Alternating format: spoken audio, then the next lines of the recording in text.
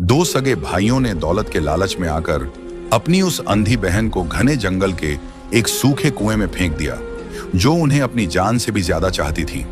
उनको लगता था कि ये अंधी बहन हमारे घर की गरीबी की वजह है, लेकिन उस मासूम को कुएं में फेंकने के बाद जब उन भाइयों के घर औलाद हुई तो उन बच्चों की हालत देखकर पत्थर दिल इंसान भी रो पड़ा। एक बच्चा बिना आंखों के पैदा हुआ और दूसरे का चेहरा देखकर तो डॉक्टर भी डर गए। यह वाकया आप सबके रोंगटे खड़े कर देगा और अल्लाह की कुदरत पर यकीन और पक्का कर देगा, इसलिए दिल थाम कर इस कहानी को सुनिएगा। पुराने वक्तों की बात है। एक छोटे से गांव में एक बहुत ही प्यारा सा परिवार रहता था। माँ बाप के इंतकाल के बाद घर में दो भाई काशिफ और आसिफ और उनकी एक छोटी बहन जैनब रह गए थे। जैनब पैदाइशी अंधी थी। वो दुनिया को अपनी आंखों से तो नहीं देख सकती थी, लेकिन उसका दिल आईने की तरह साफ था। काशिफ और आसिफ अपनी इस अंधी बहन को बहुत चाहते थे। वो उसे कभी महसूस ही नहीं होने देते थे कि उसकी आंखों में रोशनी नहीं है। जैनब भी अपने भाइयों की आहट से पहचान लेती थी कि कौन आया है। वो हमेशा दुआ मांगती, या अल्लाह, मेरी आंखों की रोशनी चाहे न दे, मगर मेरे भाइयों की जिंदगी में कभी अंधेरा मत आने देना। वक्त गुजरता गया और दोनों भाइयों की शादी हो गई। काशिफ की बीवी का नाम शबाना और आसिफ की बीवी का नाम रुखसाना था। शुरू में तो सब ठीक चला, लेकिन धीरे धीरे घर के हालात बिगड़ने लगे। भाइयों का कारोबार ठप हो गया, खेतों में फसलें सूखने लगीं और घर में गरीबी ने पैर पसार ली। जैनब बेचारी अंधी थी। वो घर का ज्यादा काम तो नहीं कर सकती थी, लेकिन एक कोने में बैठकर तस्बीह पढ़ती रहती और अल्लाह से घर की बरकत की दुआ मांगती। मगर कहते हैं ना कि जब गरीबी आती है तो इंसान की अक्ल पर पर्दा पड़ जाता है। शबाना और रुखसाना, जो पहले ही जैनब को बोझ समझती थीं, अब खुलकर ताने देने लगी। वो अपने पतियों से कहती, ये अंधी तुम्हारे घर के लिए मनहूस है। जब से ये जवान हुई है, हमारे घर की बरकत चली गई है। न ये कुछ कमा सकती है, न घर का काम कर सकती है, बस बैठकर रोटियां तोड़ती है। इसी के काले साए की वजह से तुम दोनों भाइयों की कमाई नहीं हो रही। काशिफ और आसिफ पहले तो अपनी बीवियों को डांट देते, लेकिन रोज रोज की तंगी और बीवियों की बातों ने उनके दिमाग में जहर घोलना शुरू कर दिया। वो सोचने लगे कि शायद ये सही कह रही हैं। जब तक माँ बाप जिंदा थे सब ठीक था, लेकिन अब हम बर्बाद हो रहे हैं। एक दिन गांव में एक बाबा आया। वो देखने में बहुत डरावना था, गले में अजीबोगरीब मालाएं और आंखों में लालच। गांव वाले उसे काली जुबान वाला बाबा कहते थे। काशिफ और आसिफ की बीवियां शबाना और रुखसाना छुपकर उस बाबा के पास गईं। उन्होंने बाबा को अपनी गरीबी का रोना रोया और कहा, बाबा, हमारे घर में पैसा क्यों नहीं टिकता? हम अमीर क्यों नहीं बन रहे? उस ढोंगी बाबा ने अपनी लालची आंखें बंद की और थोड़ी देर नाटक करने के बाद बोला, बच्चा, तुम्हारे घर में एक ऐसा बोझ है जिसकी आंखों में रोशनी नहीं है, लेकिन वो तुम्हारी किस्मत का उजाला खा रही है। वो अंधी लड़की तुम्हारे घर के खजाने पर सांप बनकर बैठी है। जब तक वो घर में रहेगी तुम दाने दाने को तरस जाओगे। यह सुनकर दोनों भाभियों की आंखें चमक उठी। रुखसाना ने पूछा, तो बाबा, हमें क्या करना होगा? क्या उसे घर से निकाल दें? बाबा शैतानी हंसी हंसा और बोला, सिर्फ घर से निकालने से काम नहीं चलेगा। उसे ऐसी जगह छोड़ना होगा जहां से वो कभी वापस ना आ सके। गांव के उत्तर में काली घाटी है। वहां एक पुराना सूखा कुआं है। वो कुआं खजाने का रास्ता खोलता है। अगर तुम उस अंधी को उस कुएं में छोड़ आओगे तो कुएं की रूह खुश हो जाएगी और तुम्हारे घर में नोटों की बारिश होगी। लेकिन याद रखना, उसे जिंदा ही छोड़ना है, खून नहीं बहाना। शाम को जब काशिफ और आसिफ थके हारे और खाली हाथ घर लौटे तो उनकी बीवियों ने उन्हें बाबा की सारी बात नमक मिर्च लगाकर बताई। पहले तो काशिफ का दिल कांपा। उसने कहा, ये तुम क्या कह रही हो? वो हमारी सगी बहन है, हमारी जिम्मेदारी है। हम उसे मौत के मुंह में कैसे छोड़ सकते हैं? लेकिन आसिफ, जो अब गरीबी से तंग आ चुका था, बोला, भाई, सोचो तो सही। अगर एक जैनब के जाने से हमारे घर के हालात बदल जाएं, हमारे आने वाले बच्चों का भविष्य बन जाए, तो इसमें क्या बुराई है? वैसे भी वो अंधी है, उसकी जिंदगी का क्या मकसद है? वो तो बस एक जिंदा लाश की तरह जी रही है। शैतान अपना काम कर चुका था। रात भर दोनों भाइयों और उनकी बीवियों के बीच फुसफुसाहट होती रही। उधर दूसरे कमरे में जैनब, जो इन साजिशों से बिल्कुल बेखबर थी, जाए नमाज पर बैठी अपने भाइयों के लिए रो रो कर दुआ मांग रही थी। ऐ मेरे रब, मेरे भाइयों की मुश्किलें आसान कर दे। चाहे तो मेरी जान ले ले, लेकिन उन्हें खुश रख।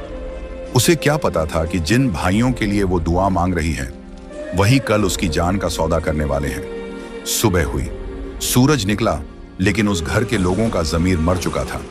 काशिफ और आसिफ जैनब के पास गए। काशिफ ने अपनी आवाज में झूठी मिठास घोलते हुए कहा, जैनब गुड़िया, तैयार हो जा। आज हम तुझे एक बड़े पीर बाबा की दरगाह पर ले चलेंगे। वहां की दुआ बहुत कबूल होती है। शायद वहां जाने से हमारी गरीबी दूर हो जाए और तेरी आंखों की रोशनी भी आ जाए। जैनब का चेहरा खुशी से खिल उठा। वो मासूमियत से बोली, सच भाईजान, आप मुझे घुमाने ले जाओगे? मैं अभी तैयार होती हूँ। उसे लगा उसके भाई उसे आज भी उतना ही प्यार करते हैं। उसने जल्दी से अपना पुराना बुर्का पहना और भाइयों का हाथ थाम लिया। तीनों घर से निकले। जैनब बहुत खुश थी। रास्तों की उबड़ खाबड़ जमीन पर भी वो हंसते हुए चल रही थी, क्योंकि उसे अपने भाइयों के कंधों पर भरोसा था। लेकिन वो नहीं जानती थी कि ये रास्ता दरगाह की तरफ नहीं, बल्कि उस भयानक काली घाटी के सूखे कुएं की तरफ जा रहा है, जहां से वापसी का कोई रास्ता नहीं था। जंगल गहरा होता जा रहा था। परिंदे अजीब सी आवाजें निकाल रहे थे। हवा में एक डरावनी खामोशी थी। काशिफ और आसिफ के कदम भारी हो रहे थे, लेकिन दौलत का नशा उनकी आंखों पर पट्टी बांध चुका था। क्या वो वाकई अपनी फूल जैसी बहन को उस कुएं में फेंक देंगे? क्या उनका खून इतना सफेद हो जाएगा? जंगल घना और डरावना होता जा रहा था। झाड़ियां काशिफ और आसिफ के कपड़ों में उलझ रही थीं, लेकिन वो रुके नहीं। उनके कदम उस काली घाटी की तरफ बढ़ रहे थे, जहां शैतान उनका इंतजार कर रहा था। बीच बीच में जंगली जानवरों की डरावनी आवाजें आ रही थीं। बेचारी अंधी जैनब डर के मारे काशिफ का हाथ जोर से पकड़ लेती और कहती, भाईजान, ये कैसी दरगाह है? रास्ता कितना उबड़ खाबड़ है। मुझे डर लग रहा है। क्या हम सही रास्ते पर हैं? काशिफ का गला सूख रहा था। उसने लड़खड़ाती आवाज में कहा, हाँ गुड़िया, बस हम पहुंचने वाले हैं। तू डर मत, तेरे भाई तेरे साथ है ना। चलते चलते दोपहर हो गई। सूरज सर पर था, लेकिन घने पेड़ों की वजह से जंगल में शाम जैसा अंधेरा लग रहा था। आखिरकार वो उस जगह पहुंच गए। सामने ही वो पुराना, मनहूस और सूखा हुआ कुआं था। कुएं के आसपास की घास सूखी हुई थी और वहां एक अजीब सी बदबू आ रही थी। ऐसा लग रहा था जैसे वहां बरसों से कोई नहीं आया। आसिफ ने काशिफ को कोहनी मारी और इशारे से कहा, यही वो जगह है। जल्दी कर, सूरज ढलने से पहले हमें यह काम खत्म करना है। दोनों भाई कुएं के बिल्कुल किनारे जाकर खड़े हो गए। जैनब को कुछ अजीब महसूस हुआ। हवा बदल गई थी और एक अजीब सी ठंडक उसे महसूस हो रही थी। उसने घबराकर पूछा, भाई, आप लोग चुप क्यों हो गए? क्या हम दरगाह पहुंच गए? मुझे कोई खुशबू नहीं आ रही। यहां तो अजीब सी महक है। आसिफ ने झूठ बोला, हाँ जैनब, हम पहुंच गए हैं। ये बहुत पुरानी और करामाती जगह है। बाबा ने कहा था कि यहाँ एक इबादत की जगह है जो थोड़ी नीचे है। तुझे वहां बैठकर हमारे और घर की बरकत के लिए दुआ मांगनी होगी। जैनब भोली थी, अपने भाइयों पर आंख बंद करके भरोसा करती थी। वो बोली, ठीक है भाई, आप जैसा कहोगे मैं वैसा ही करूंगी। बस मुझे बिठा दो। आसिफ ने काशिफ को इशारा किया। एक पल, बस एक पल की खामोशी छाई रही। जंगल की हवाएं भी जैसे सांस रोककर खड़ी हो गईं। और फिर आसिफ ने जोर से जैनब को धक्का दिया। या अल्लाह, भाई! जैनब की चीख जंगल के सन्नाटे को चीरती हुई गूंज उठी। कुआं गहरा था, लेकिन किस्मत से उसमें पानी नहीं था, बल्कि नीचे सालों से जमा सूखे पत्ते और नरम मिट्टी थी। जैनब धड़ाम से नीचे गिरी। उसे चोटें आईं, उसका शरीर छिल गया, लेकिन उसकी सांसें नहीं टूटी। वो जिंदा थी। ऊपर खड़े भाइयों ने नीचे झांक कर देखा। अंधेरे में उन्हें कुछ साफ दिखाई नहीं दे रहा था, बस जैनब के रोने और कराहने की आवाज आ रही थी। भाईजान, भाईजान, ये क्या हुआ? मैं कहां गिर गई? मुझे निकालो भाई, मुझे डर लग रहा है। भाईजान! जैनब की दर्द भरी आवाज कुएं से गूंज रही थी। वो समझ नहीं पा रही थी कि उसे धक्का लगा है या वो फिसल गई है। उसे अब भी लग रहा था कि यह एक हादसा है। काशिफ का दिल बैठने लगा। वो कुएं की तरफ लपका। जैनब! लेकिन आसिफ ने उसका हाथ पकड़कर जोर से खींचा। चल, पागल हो गया है क्या? अगर उसे निकाला तो बाबा का मंत्र टूट जाएगा और वो चुड़ैल फिर हमारे घर आ जाएगी। वो मर जाएगी। छोड़ उसे। चल, घर चलते हैं। अब हमारे अमीर बनने के दिन शुरू हो गए हैं। लेकिन भाई, वो जिंदा है, वो हमें पुकार रही है। काशिफ रोने लगा। रहने दे, थोड़ी देर में उसकी आवाज बंद हो जाएगी। यहाँ कोई नहीं आता, जानवर खा जाएंगे उसे या भूख प्यास से मर जाएगी। चल यहां से। आसिफ ने काशिफ को घसीटा। नीचे कुएं में पड़ी जैनब बार बार ऊपर हाथ उठा रही थी। काशिफ भाई, आसिफ भाई, आप कहां हो? मुझे छोड़कर मत जाओ, मुझे बहुत डर लग रहा है। अम्मी, अब्बू, कोई मुझे बचाओ। उसकी मासूम पुकार ने पत्थरों को भी पिघला दिया होता, लेकिन उन लालची भाइयों के कदम नहीं रुके। वो अपनी बहन को उस अंधेरे गहरे कुएं में तड़पता छोड़कर वहां से भाग निकले। भाइयों के जाने की आहट जैनब के तेज कानों ने सुन ली। उसे यकीन नहीं हुआ। भाई चले गए मुझे छोड़कर? नहीं नहीं, मेरे भाई ऐसा नहीं कर सकते। वो चीखी। भाई मजाक मत करो, वापस आ जाओ। मैं वायदा करती हूं मैं कम खाना खाऊंगी, मैं कभी नए कपड़े नहीं मांगूंगी, मुझे यहां मत छोड़ो। लेकिन जवाब में सिर्फ उसकी अपनी आवाज गूंज कर वापस आई। जंगल खामोश हो गया। अब वहां सिर्फ अंधी जैनब थी। गहरा कुआं था और मौत का साया था। काशिफ और आसिफ जब घर वापस पहुंचे तो शाम ढल चुकी थी। उनके चेहरे पसीने से भीगे हुए थे और सांसें फूली हुई थीं। घर के दरवाजे पर उनकी बीवियां शबाना और रुखसाना बेसब्री से इंतजार कर रही थीं। जैसे ही उन्होंने पतियों को खाली हाथ देखा, उनकी आंखों में चमक आ गई। रुखसाना ने लपक कर पूछा, काम हो गया? क्या वो बला हमेशा के लिए हमारे घर से चली गई? आसिफ ने एक गहरी सांस ली और बोला, हाँ, काम हो गया। अब वो कभी वापस नहीं आएगी। कुआं गहरा है और वहां कोई जाता भी नहीं। काशिफ अब भी डरा हुआ था। वो कोने में बैठकर अपना सिर पकड़कर रोने लगा। हमने बहुत गलत किया। वो हमारी बहन थी, वो वहां अकेली तड़प रही होगी। शबाना ने काशिफ को झिड़कते हुए कहा, अब आंसू बहाने का क्या फायदा? जो किया अपने आने वाले बच्चों के लिए किया। अब देखना कैसे हमारे दिन फिरते हैं। अगली सुबह उन्होंने गांव में झूठ फैला दिया कि जैनब जंगल में रास्ता भटक गई और शायद किसी जंगली जानवर का शिकार हो गई। गांव वाले भी अफसोस करके रह गए, किसी को उन पर शक नहीं हुआ। उधर उस भयानक जंगल के कुएं में जैनब की सांसें अभी भी चल रही थीं। रात भर वो रोती रही, चीखती रही, लेकिन कोई उसकी आवाज सुनने वाला नहीं था। भूख और प्यास से उसका हलक सूख चुका था।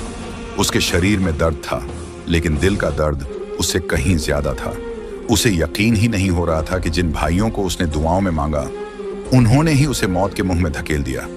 जब उसकी उम्मीद टूटने लगी तो उसने आसमान की तरफ चेहरा उठाया, हालांकि वो देख नहीं सकती थी, और टूटी हुई आवाज में बोली, या अल्लाह, मेरे भाई मुझे छोड़ गए, लेकिन तू तो मुझे नहीं छोड़ेगा ना। तू तो सबका रखवाला है। अगर मेरी जिंदगी बाकी है तो मेरी मदद कर। कहते हैं जब इंसान का सहारा दुनिया छोड़ देती है तो अल्लाह का सहारा आता है। उसी जंगल में एक बूढ़ा लकड़हारा रहता था जिसका नाम रहीम चाचा था। वो रोज सूखी लकड़ियां चुनने जंगल आता था। उस दिन वो रास्ता भटक कर उसी काली घाटी की तरफ निकल आया। उसे कुएं के पास से किसी के रोने की हल्की हल्की आवाज सुनाई दी। रहीम चाचा पहले तो डर गए। उन्होंने सोचा, इस वीरान जगह में कौन रो रहा है? कहीं कोई चुड़ैल तो नहीं? वो भागने ही वाले थे कि उन्हें आवाज में दर्द महसूस हुआ। अल्लाह, कोई मुझे बचाओ। रहीम चाचा की हिम्मत बंधी। वो धीरे धीरे कुएं के पास गए और झांक कर देखा। अंधेरे में एक लड़की दिखाई दी। उन्होंने जोर से आवाज दी, बेटी तुम कौन हो और वहां कैसे गिरी? इंसान की आवाज सुनकर जैनब में जान आ गई। वो रोते हुए बोली, बाबा मैं जैनब हूं, मैं देख नहीं सकती, मैं गिर गई हूं, मुझे बचा लो बाबा। रहीम चाचा नेक दिल इंसान थे। उन्होंने अपनी रस्सी कुएं में डाली और बड़ी मुश्किल से जैनब को बाहर खींचा। जब जैनब बाहर आई तो उसकी हालत देखकर रहीम चाचा की आंखों में आंसू आ गए। उन्होंने पूछा, बेटी तुम यहां कैसे पहुंची? क्या तुम्हारे साथ कोई था? जैनब एक पल के लिए चुप हो गई। उसके होंठ कांपे। वो सच बता सकती थी कि उसके सगे भाइयों ने उसे धक्का दिया, लेकिन बहन का दिल तो बहन का होता है। उसने अपने भाइयों का गुनाह छुपा लिया और बोली, बाबा मैं रास्ता भटक गई थी और पैर फिसल गया। रहीम चाचा उसे अपने घर ले गए। उन्होंने और उनकी बूढ़ी पत्नी ने जैनब को अपनी बेटी बना लिया। जैनब ने भी सोच लिया कि अब वो कभी अपने भाइयों के पास वापस नहीं जाएगी। वो समझ गई थी कि वहां उसकी कोई जगह नहीं है। उसने अपनी किस्मत अल्लाह पर छोड़ दी और रहीम चाचा की सेवा में लग गई। उधर काशिफ और आसिफ के घर में जैसे सचमुच कोई जादू हो गया। जैनब को कुएं में फेंकने के कुछ दिनों बाद ही उन्हें खेत में खुदाई करते वक्त पुराने सोने के सिक्कों से भरी एक छोटी सी हांडी मिली। वो बाबा का बताया हुआ खजाना तो नहीं था, लेकिन उनकी लालची आंखों के लिए काफी था। इसके अलावा उनका रुका हुआ कारोबार अचानक चल पड़ा। दौलत आते ही उनके तेवर बदल गए। उन्होंने पक्का मकान बनवा लिया, अच्छे कपड़े पहनने लगे और गांव वालों को हिकारत से देखने लगे। वो सीना तान कर कहते, देखा, उस मनहूस अंधी के जाते ही हमारे घर में लक्ष्मी आ गई। वो ही हमारी तरक्की में रुकावट थी। शबाना और रुखसाना भी अब रानियों की तरह रहती थीं। और फिर वो खुशखबरी आई जिसका उन्हें बरसों से इंतजार था। दोनों भाभियां गर्भवती हो गईं। घर में खुशियों के ढोल बजने लगे। आसिफ ने हंसते हुए काशिफ से कहा, देख भाई, बाबा ने सच कहा था। उस अंधी को रास्ते से हटाते ही हमारे घर में वारिस आने की खबर आ गई। हम बेकार में डर रहे थे। काशिफ भी अब दौलत के नशे में सब भूल चुका था। उसने कहा, सही कह रहा है तू। अगर हम दिल पर पत्थर न रखते तो आज भी गरीबी में सड़ रहे होते। महीने गुजरते गए, उनका पेट बढ़ता गया और साथ ही उनका घमंड भी। वक्त पूरा हुआ, डिलीवरी का दिन आया। घर में दाइयां बुलाई गईं। काशिफ और आसिफ बाहर मिठाइयां लेकर तैयार खड़े थे कि कब अंदर से बच्चे के रोने की आवाज आए और वो जश्न मनाए। अंदर से चीखने की आवाजें आ रही थीं। काफी देर बाद एक बच्चे के रोने की आवाज आई, लेकिन यह आवाज सामान्य बच्चे जैसी नहीं थी, बल्कि किसी जानवर के रंभाने जैसी अजीब और डरावनी थी। तभी दाई घबराती हुई, कांपती हुई कमरे से बाहर भागी। उसका चेहरा सफेद पड़ चुका था। काशिफ ने लपक कर पूछा, क्या हुआ दाई माँ, लड़का हुआ या लड़की? तुम ऐसे भाग क्यों रही हो? दाई ने कांपते हुए हाथ से अंदर इशारा किया और बोली, अरे ओ बदनसीबों, अंदर जाकर देखो, तुम्हारी बीवियों ने क्या पैदा किया है। मैंने अपनी पूरी जिंदगी में ऐसा खौफनाक मंजर नहीं देखा। यह औलाद नहीं, ये तो खुदा का कहर है। यह सुनकर दोनों भाइयों के पैरों तले जमीन खिसक गई। उनके हाथों से मिठाई के डिब्बे गिर गए। वो दौड़कर अंदर कमरे में गए। जैसे ही उन्होंने अपनी औलाद को देखा, उनकी चीख निकल गई, उनकी रूह कांप गई। नजारा ही कुछ ऐसा था। दोनों भाभियां शबाना और रुखसाना अपने अपने बिस्तरों पर बैठी थर थर कांप रही थीं और अपने ही बच्चों की तरफ देखने से डर रही थीं। काशिफ ने हिम्मत करके आगे बढ़कर अपनी बीवी शबाना की गोद में रखे बच्चे को देखा। बच्चा कपड़े में लिपटा हुआ था। काशिफ ने कांपते हाथों से जैसे ही बच्चे के चेहरे से कपड़ा हटाया, उसकी चीख निकल गई। वो लड़खड़ा कर पीछे गिरा। या अल्लाह, ये क्या है? काशिफ चिल्लाया। उस बच्चे का चेहरा तो इंसान जैसा था, लेकिन उसकी आंखें ही नहीं थीं। जी हाँ, जहां आंखें होनी चाहिए थी वहां सिर्फ सपाट चमड़ी थी। पलकें भी नहीं, भयं भी नहीं, बस खाली मांस। वो बच्चा अंधेरे में हाथ पैर मार रहा था और रो रहा था। काशिफ को तुरंत अपनी बहन जैनब याद आ गई। जैनब की तो आंखें थीं, मगर रोशनी नहीं थी। लेकिन कुदरत ने काशिफ को ऐसा बेटा दिया जिसकी आंखें ही नहीं बनाई थी। उसने अपनी अंधी बहन को बोझ समझा था। अब उसके घर में ऐसी औलाद आई थी जो पूरी जिंदगी दुनिया नहीं देख सकती थी। अभी काशिफ इस सदमे से संभला भी नहीं था कि दूसरी तरफ से आसिफ की चीख सुनाई दी। आसिफ अपनी बीवी रुखसाना के पास खड़ा था। रुखसाना का बेटा रो नहीं रहा था, बल्कि अजीब सी गुर्राने की आवाजें निकाल रहा था।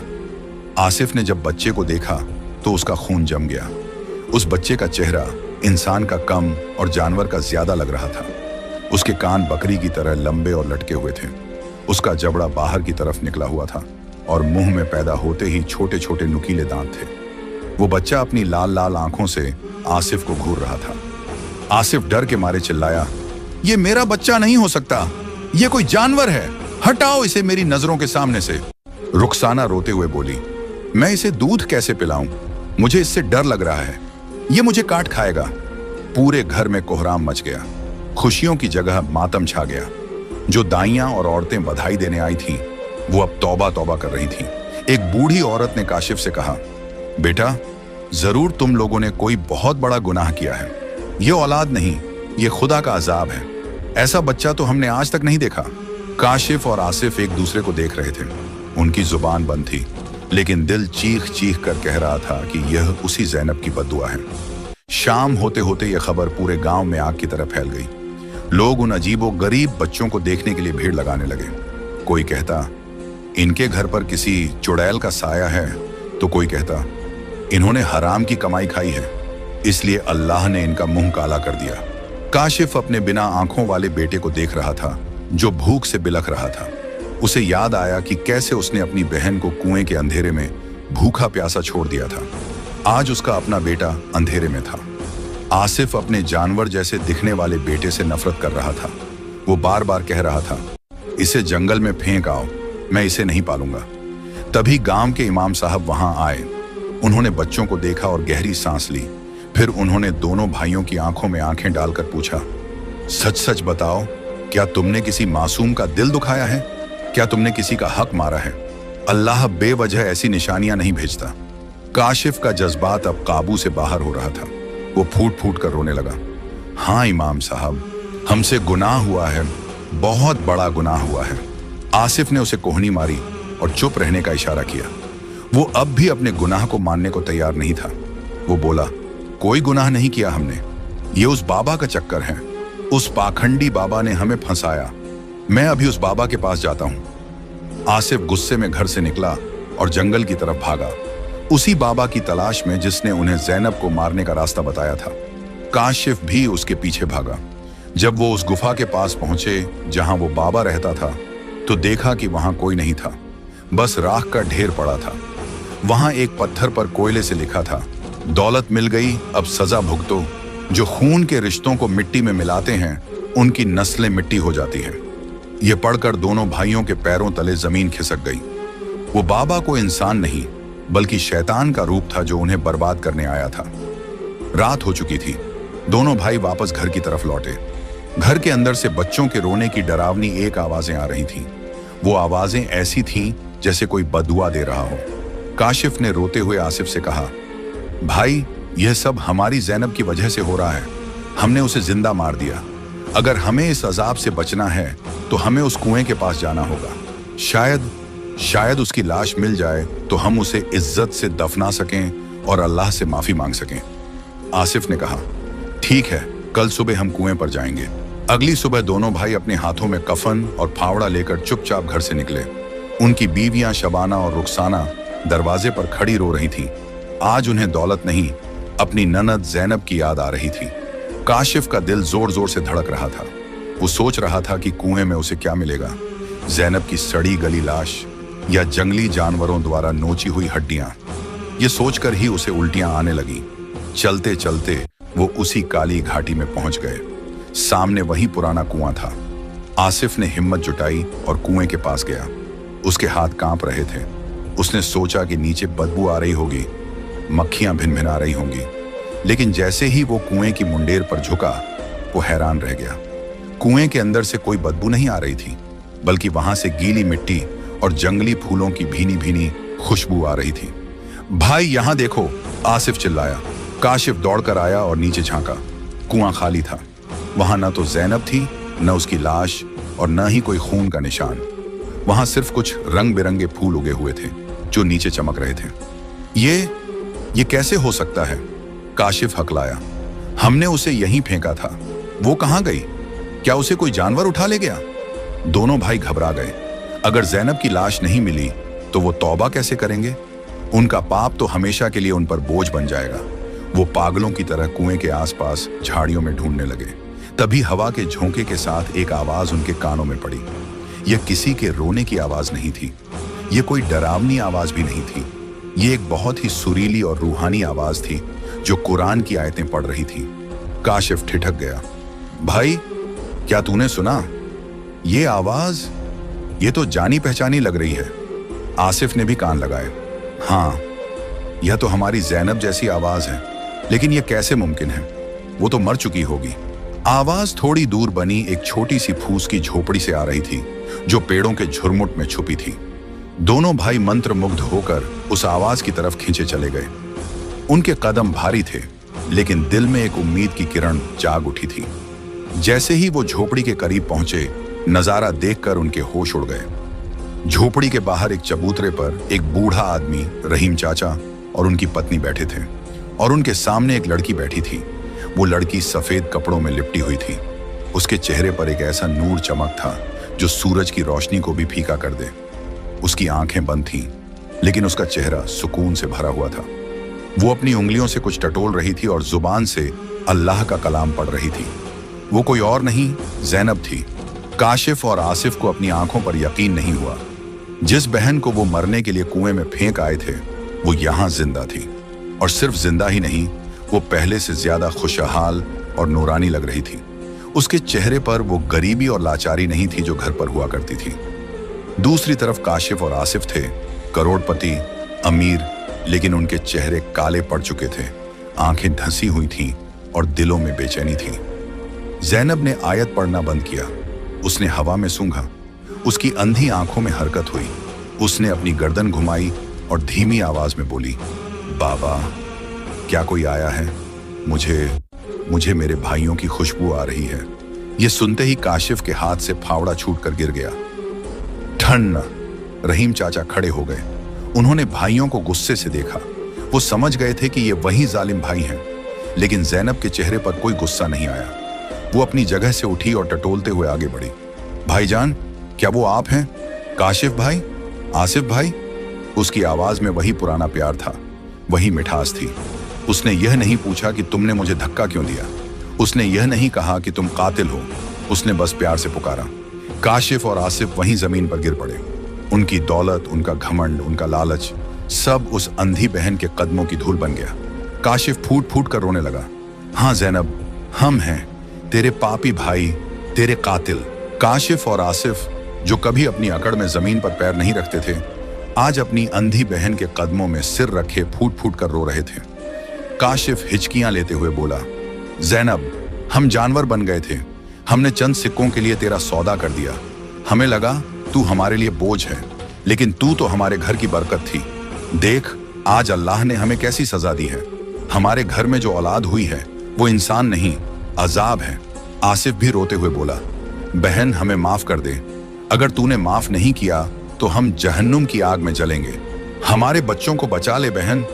पास खड़े रहीम चाचा गुस्से से कांप रहे थे। उन्होंने अपनी लाठी उठाई और बोले, हटो यहां से। तुम लोग भाई कहलाने के लायक नहीं हो, तुम कसाई हो। अब जब अल्लाह की लाठी पड़ी है तो बहन याद आ रही है? चले जाओ, वरना मैं कुत्तों से तुम्हें नुचवा दूंगा। लेकिन तभी ज़ैनब ने अपना हाथ उठाया। रुक जाइए चाचा। उसकी आवाज में एक अजीब सा रौब था। ज़ैनब धीरे से नीचे झुकी। उसने अपने टटोलते हाथों से अपने भाइयों के सिर छुए। उसके चेहरे पर कोई नफरत नहीं थी, बस दया थी।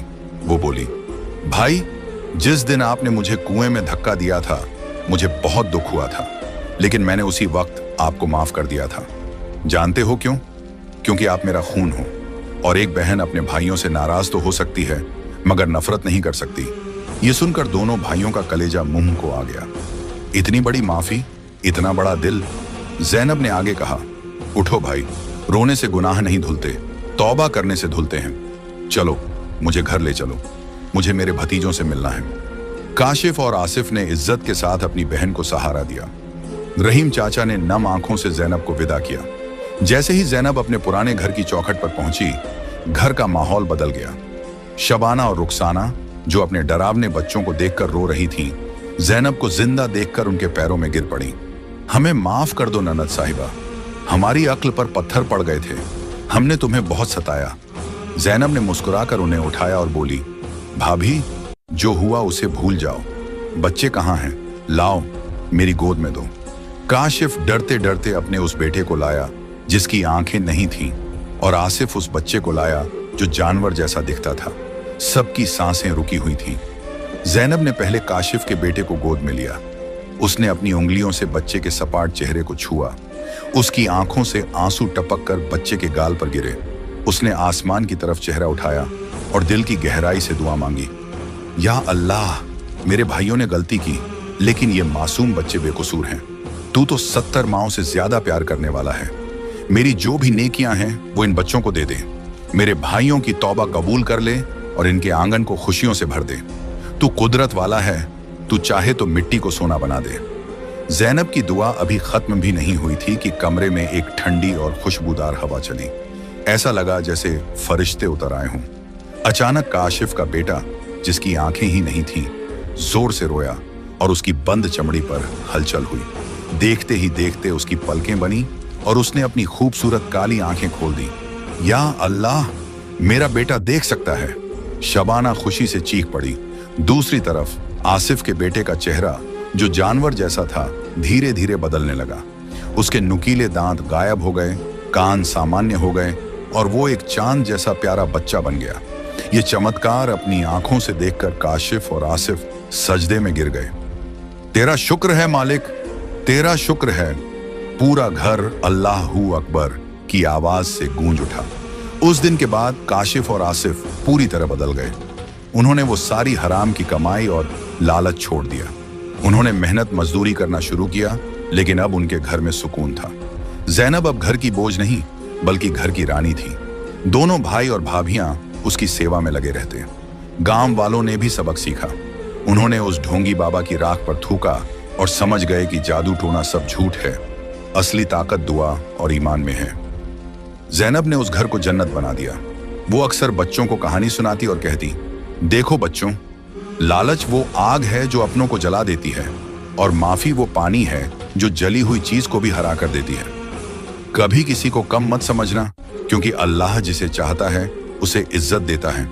दोस्तों, इस कहानी से हमें यह सीख मिलती है कि दौलत के लिए कभी अपने खून के रिश्तों को धोखा मत देना। पाप का बदला इसी दुनिया में मिलता है, और पुण्य नेक काम कभी बेकार नहीं जाता। बहनें घर की रहमत होती हैं, उनकी कद्र करो। अगर आपको जैनब की यह कहानी पसंद आई हो तो इसे अपने दोस्तों के साथ जरूर शेयर करें और सच्चाई के रास्ते पर चलें।